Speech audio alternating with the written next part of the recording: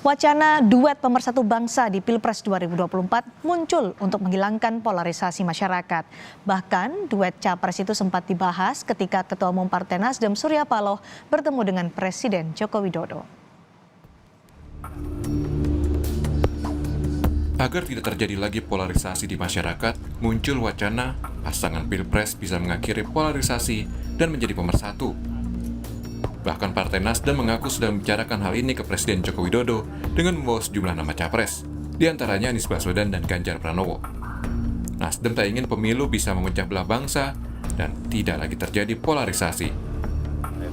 Itulah yang impian kita bersama.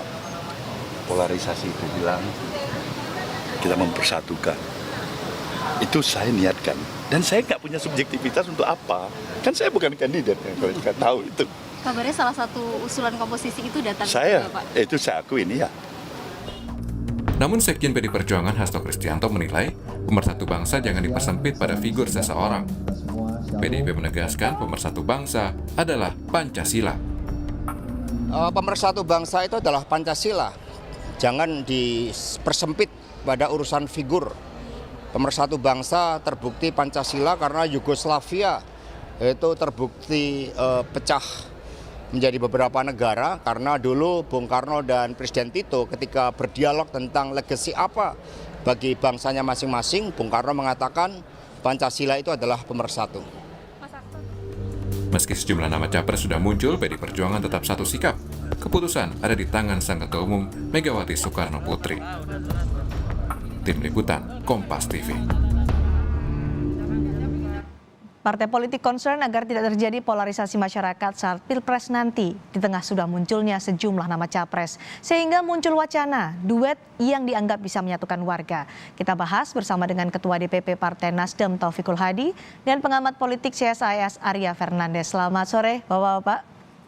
Selamat sore Cindy. Baik, Pak Taufik sudah bergabung bersama kami? Sudah, saya sudah bergabung ini. Pak Taufik, soal duet pemersatu bangsa, Nasdem muncul nih namanya Anies Baswedan dan Ganjar Pranowo. Kenapa dua nama ini yang disebut sebagai duet pemersatu bangsa? Jangan lupa di sana juga ada Pak Andika. Tapi yang disebut sebagai duet pemersatu bangsa adalah Anies Baswedan dan Ganjar Pranowo oleh Nasdem. Kenapa cuma ini? Saya kira tidak ada stressing pada hal tersebut, tetapi kami ketiga-tiganya adalah memiliki nilai tersendiri dalam spektrum politik Indonesia karena dia adalah platformnya sama, tetapi menurut saya ada stressing tertentu. Ya. Maka mereka mewakili simpulnya, karena itu disebut sebagai mewakili persatuan bangsa. Simbol-simbol apa sampai dianggap mempersatukan bangsa? Begini, saya ingin mengatakan bahwa di Indonesia sesungguhnya adalah sudah selesai pada persoalan ideologis. Kita adalah pemersatunya adalah Pancasila. Itulah tidak ada tawar-menawar lagi. Jadi semua partai politik itulah basisnya. Cuman kan ada platformnya yang berbeda. Partai-partai memiliki platform yang berbeda, cara berkomunikasi yang berbeda. Jadi adalah hanya persoalan cara di dalam konteks kita. Berbeda misalnya dengan di negara-negara lain, ada partai yang memiliki ideologi anti agama, ada partai ideologi yang percaya kepada Tuhan dan sebagainya. Tetapi di Indonesia kan tidak ada, semuanya kita pada Pancasila. Karena itu persoalan persatuan sudah selesai dengan ideologi tersebut. Nah sekarang adalah di dalam masyarakat ternyata masih ada sedikit penekanannya, karena memang spektrum di dalam konteks Pancasila itu ada spektrum tertentu, maka itulah yang disebut mereka sebagai simbol di dalam konteks spektrum tersebut. Oke, spektrum apa yang ini supaya lebih detail lagi supaya masyarakat paham, karena disebut sebagai duet pemersatu bangsa. Ganjar Pranowo mewakili spektrum apa, Anies Baswedan mewakili spektrum apa sampai bisa disebut sebagai pemersatu bangsa?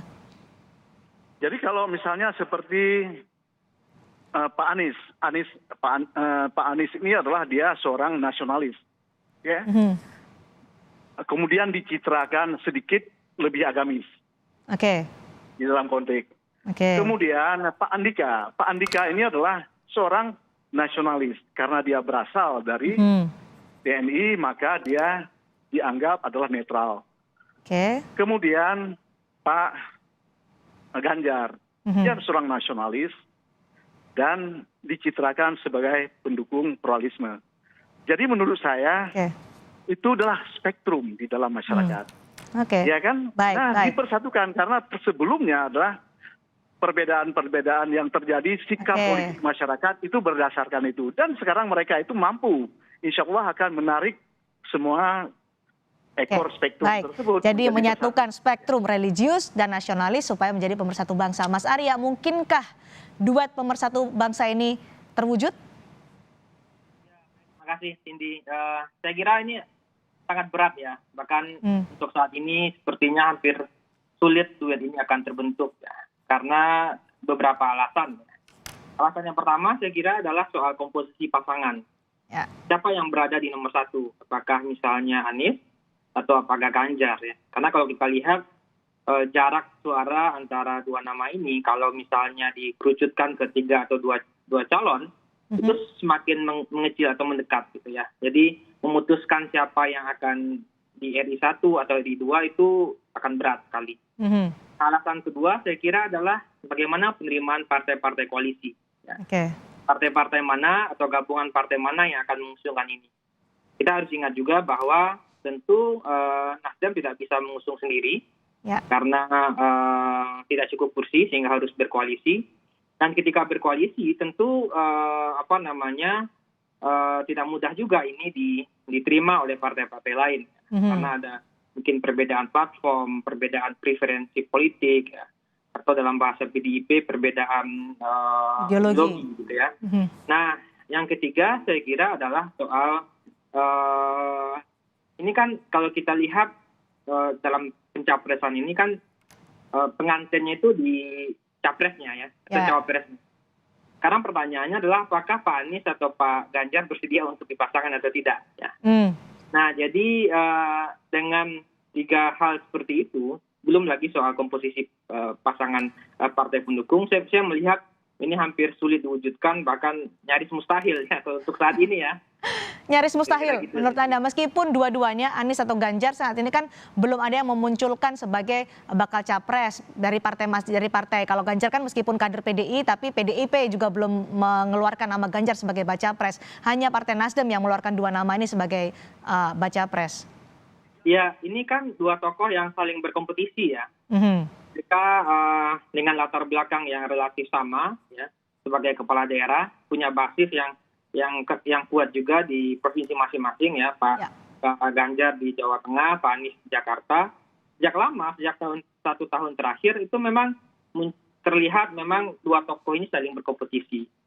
Dan mereka juga melakukan manuver-manuver ke partai politik untuk mendapatkan dukungan gitu ya. Persoalannya sekarang adalah tentu bagi Pak Ganjar sendiri, menurut saya opsi paling skenario optimis bagi beliau itu diusung oleh PD Perjuangan. Ya. Dan apalagi ketika misalnya muncul pernyataan atau muncul usulan dari jumlah partai politik untuk mengusung Pak Ganjar, beliau tetap tidak memberikan respon yang positif, ya, bahkan mengatakan akan tetap berada di Perjuangan. Ya. Nah, ini tentu sulit juga. Kemudian sebagai usulan tentu itu sah saja ya. Tapi dari sisi realisasi saya kira akan berat sekali ya. Terutama dari sisi internal kedua tokoh ini bagaimana menerimanya, apalagi di sisi eksternal komposisi partai pendukung gitu. Pak Taufik, mustahil untuk terwujud duet Anies Ganjar. Kami kan sebagai pelaku karena di dalam partai politik kami sudah melihat segala sesuatu. Dan bagi kami adalah optimis. Tidak ada masalahnya. Kami menyadari apa yang dirasakan oleh masyarakat. Dua-duanya berkompetisi, Pak Taufik. Dua-duanya berkompetisi artinya sama-sama bisa sebagai capres. Mungkin untuk menentukan siapa capres, cawapres susah. Partai politik di belakangnya juga menjadi kendala. Apa yang membuat Nasdem dan Pak Taufik optimis bisa terjadi atau terwujud? Wisdom dalam bangsa kita. Ya kan? Jadi coba lihat misalnya ketika Pak Jokowi menjadi wali kota Solo pertama. Dia didukung oleh PDIP, oleh PKS, dan PAN. Di akar rumput. Dia tidak ada masalahnya. Karena itu menurut saya menyadari, kami memahami persoalan-persoalan seperti itu. Oke. Ada wisdom di akar rumput kita. Jadi Mas Arya. menurut saya itu adalah bukan hal. Mas Arya, wisdom cukupkah hanya dengan berbekal wisdom untuk menyatukan dua orang ini? Ya, itu salah satu salah satu pandangan yang optimistik ya. Tapi kalau kita lihat situasi politik sepertinya untuk saat sekarang itu menurut saya pribadi belum menunjukkan arah-arah bahwa itu akan terjadi ya. Sangat berat sekali. Bahkan dalam hal misalnya kita menghadapi ketidakpastian ya. Bahkan pada level Ganjar dan Pak Anies sendiri itu belum tentu ada kepastian juga untuk maju. Ya. Misalnya kita lihat Rakernas Nasdem memberikan opsi seperti itu. Tapi kan sekarang partai-partai saling mengunci. Ya, misalnya Demokrat ya. Demokrat tiba-tiba melakukan komunikasi dengan Gerindra, melakukan komunikasi dengan partai-partai lain, gitu ya. Partai saling mengunci. Kita belum bisa memastikan pertama bagaimana pola koalisinya ke depan. Masih saling Yang kedua, menimbang-nimbang. bagaimana kepastian kandidat yang akan maju. Tapi ini kan Pak wacana. Ganjar dan Pak Anies sendiri juga belum tentu bisa maju juga gitu. Mas Arya, ini kan wacana sudah dibawa Ketua Umum Partai Nasdem, Pak Surya Paloh ke Pak Jokowi. Apakah ini akan menjadi jalan untuk duet ini mungkin ada wujudnya atau terwujud? Kansnya seperti apa? Kalau kita lihat di 2024 ya. Kingmaker-nya akan banyak. Jadi tidak hanya presiden yang akan mempengaruhi peta politik ke depan, tapi tentu ketua umum partai juga. Nah, selain ketua umum tentu ada mantan-mantan presiden, mantan wakil presiden, dunia usaha gitu ya, dan tentu juga publik ya. Jadi aktornya akan banyak ya ke depan. Jadi selain ke Pak Jokowi akan dibawa kemana lagi wacana duet pemersatu bangsa ini, Pak Taufik? Sebentar, ini saya jawab dulu sedikit ya. Ya, silakan.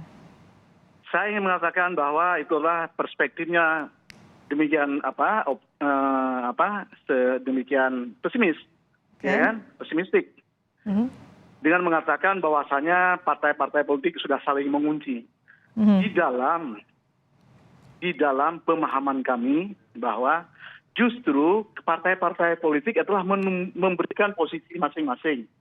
Jadi seperti membuka kunci apa yang harus kita lakukan berikutnya. Jadi bukan saling mengunci. Jadi kan itu adalah perspektif. Yang kemudian adalah pengamat mengatakan bahwa itulah mengunci. Padahal di dalam pemahaman kami adalah masing-masing partai politik dia telah mendudukkan dirinya masing-masing. Bagaimana kemudian kita bersikap. Nanti akan terjadi kristalisasi pasti. Tidak ada masalahnya. Jadi kami tidak pernah melihat ada pesimisme di dalam konteks ini. Ya. Nasdem masih akan optimis mewujudkan duet pemersatu bangsa meskipun tadi dianggap oleh Mas Arya masih banyak sekali kendalanya. Terima kasih. Maksud saya jangan kemudian menekankan kami yang melakukan kegiatan tersebut. Ya. Terima kasih Pak Taufik, terima kasih juga Mas Arya Fernandes sudah berbagi pandangan di Kompas Petang hari ini. Terima kasih.